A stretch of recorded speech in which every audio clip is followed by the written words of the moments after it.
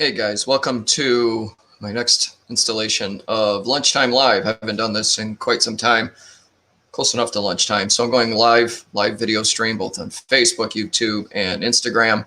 And I'm doing your monthly Market Watch update for real estate brought to you by Next Home CNY Realty. I wanted to give you my monthly Market Watch update based on the statistics drawn out of the MLS.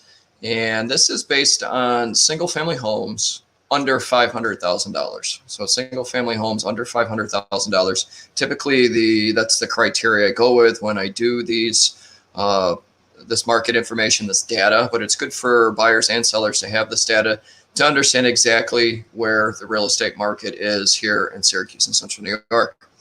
So right now, the average home sale price is up to $177,101. Now, at this point, April 2020, we're at $161,165. It's what's that? A $16,000 jump. According to the Central New York Information Service, we're 9.9% higher in 1 year's time. And I spoke about it the other day, where home values went from, I believe it was, and some of the data I seen yesterday, or not yesterday, I'm sorry, last month was 13.9 in the month of March to 15.3 in the month of April in a 30-day time span. Supply and demand, that's what it comes down to, supply and demand. Some interesting information I heard here recently that I've spoke about, that since there was a stoppage in the creation of lumber, which created a shortfall when it came to new home builds. And new home builds are now so much more expensive because lumber costs are so much higher that it pushed the new home build buyers out of that market into the existing home market and flooded this market. There's also been a push out of other areas into our areas because the affordability, even though we're much higher than we were at this point last year as far as home price goes, it's still, we're getting some downstate push upstate. Because essentially they can get more bang for their dollar coming north. So new listings hitting the market were in a deficit of 4.8%. It has come up here though. In the month of April, we did have quite the rise and quite the influx of new listings. It's just not enough to get us out of the seller's market. So we went from, in February, we had 7,600 new listings. Now we're 8,062. If you look at the typical spring months like April 2020, we're at 8,472 and we're at 8,000. So it hasn't gotten any better. The month supply, which dictates a seller versus the buyer's market. Remember, buyer's market is anything above 3 months of inventory available. Anything below 3 months is considered a seller's market. And right now we're at 1.7, and it's been like that since March.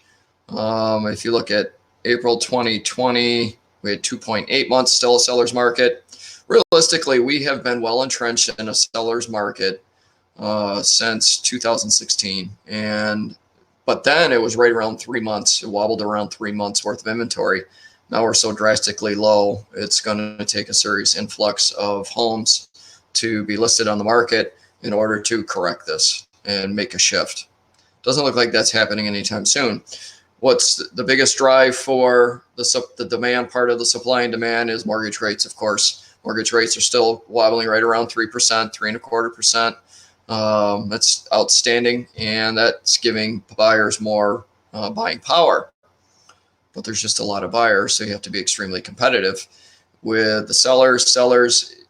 One thing you need to pay attention to is the fact that most homes, let's see, days on the market. Let's look at that. This is always an interesting sign. Days on the market is a week tops. You know, most homes are staying on the market 3-4 days. So it's 7 days. If you look back April 2020, 14 days. So it was 2 weeks. So if for some reason you have difficulty selling your home and it's on the market 10, 14 days in this market, you'd have an honest conversation with your real estate professional why this might be occurring. Did you price too high? Did you price outside the neighborhood? Have you done too many updates within your home that outpriced your other neighbors? Has there not been enough marketing done? Because marketing of a home for sale is extremely important to get it in front of enough eyeballs in order to get it sold. So closed sales, as far as homes being sold, we're at just under 7,000 at 6,963. That's come up. We've come up quite a bit since the beginning of the year as far as closed sales. So as you can see, it's a very active market. It's a very challenging market for buyers and sellers realistically, because as a seller, if you list your home for sale and you end up with 5 or 10 or 15 offers, that's a lot of information to go through to figure out what's the best offer. And the highest offer a lot of the times may not necessarily be the best offer. You've got to look at financial stability, financial terms, what their mortgage looks like, how much are they putting down.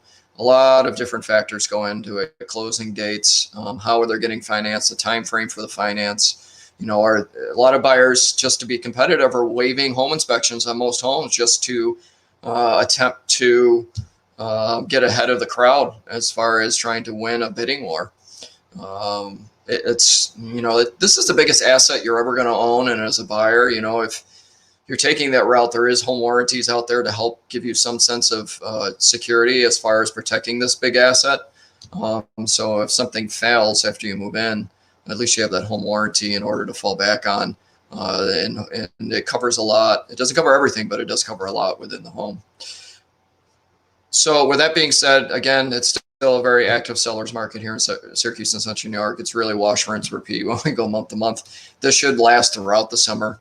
Unless for some reason, and I heard this just the other day from a financial expert, unless for some reason there's a spike in inflation rates, and there are some ingredients in place that could happen. Gas prices are going a lot higher. Home values are a lot higher. If for some reason the Fed spike in inflation rate and mortgage rates go from 3 to 6%, something to keep your eye on. That's a huge chunk of money going that big if you're going from 3 to 6%, and that could create the shift that this market really needs. But at this point, all indications are the current market's going to last throughout 2021. But you never know what might happen. If there's anything at all I can do for you, don't hesitate to reach out, drop a comment, or send me a DM. I'd love to hear from you, and I'll provide you any information I can. With that, enjoy the rest of your Tuesday and have a great day.